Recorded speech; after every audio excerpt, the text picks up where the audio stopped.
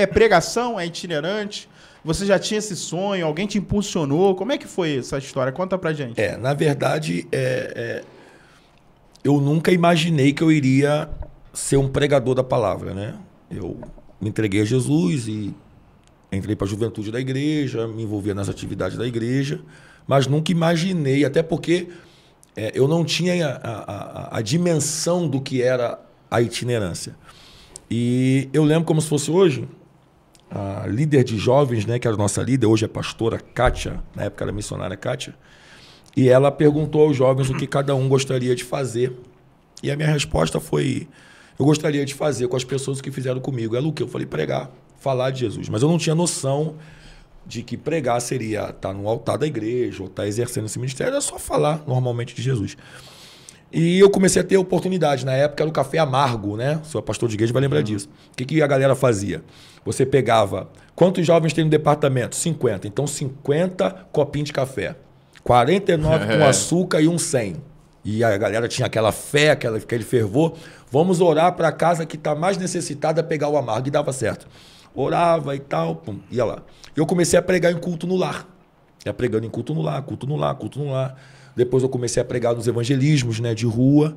E aí eu comecei a ter a oportunidade de pregar no ponto de pregação, depois pregar no culto da igreja. E eu lembro que uma vez, no círculo de oração, uma irmã falou comigo, e eu não a conhecia.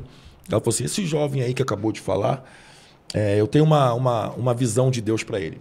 Enquanto ele falava, eu via as bandeiras do Brasil, as bandeiras dos estados, as bandeiras dos países sob a cabeça dele.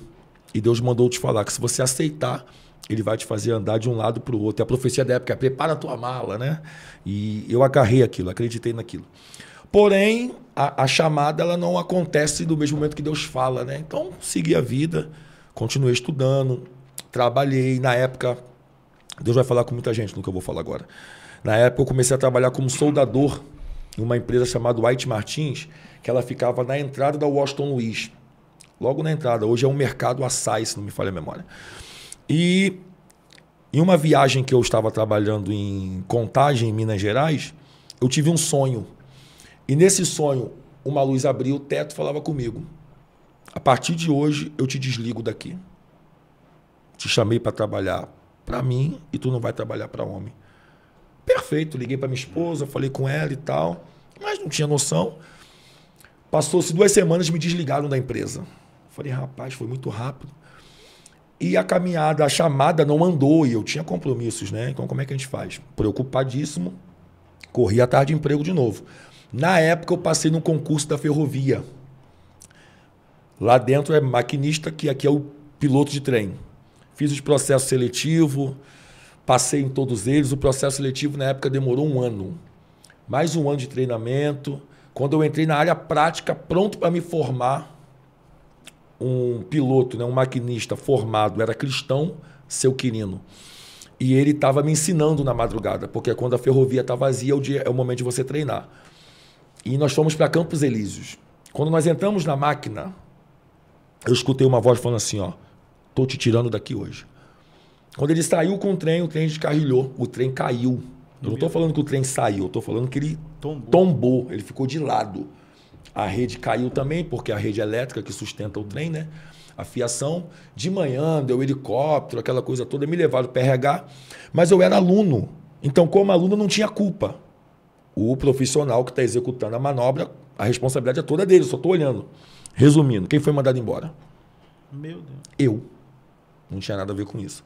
Perfeito. Quando eu saí de lá, liguei para meus pastores, expliquei a situação para eles, eles me ofereceram todo apoio, todo suporte. E um momento eles falaram assim para mim, você lembra da história de Jonas? Eu falei, sim, senhor. Deus perdeu Jonas para o navio? E eu falei, não. Você acha que Deus vai te perder para um trem? Porque no trem você leva pessoas para o trabalho. No altar você conduz pessoas para o céu. E aí? Vai conduzir pessoas para a empresa, para trabalho, ou vai conduzir pessoas ao céu pela palavra? Então, depois daquilo eu entendi. Aí foi quando a chamada deu um start. Quando eu entendi que Deus estava me chamando, que não adiantava correr, que não adiantava tentar criar outros meios, que não ia dar certo enquanto eu não entrasse naquilo que Deus queria me colocar. E depois daquilo, foi abrindo, foi funcionando, foi andando e estamos caminhando até hoje aí. Que bacana, que história impressionante, né? Quando Deus estraga sonhos, né? Estraga sonho. Meus sonhos são melhores do que os seus, né? Meu Deus. Deus estraga sonho? Estraga sonhos. Pastor, o senhor tá meio herege hoje. Cara. O senhor tá meio herege hoje. O senhor não leu a Bíblia hoje? O que é que o sábio disse, Salomão? Não é que o homem faz planos, mas a palavra vem dele. Vem dele, cara. Papai. Então Deus estraga sonhos de homem, sim. Meu Deus. E da onde tiraram esse glamour, pastorzão? Esse glamour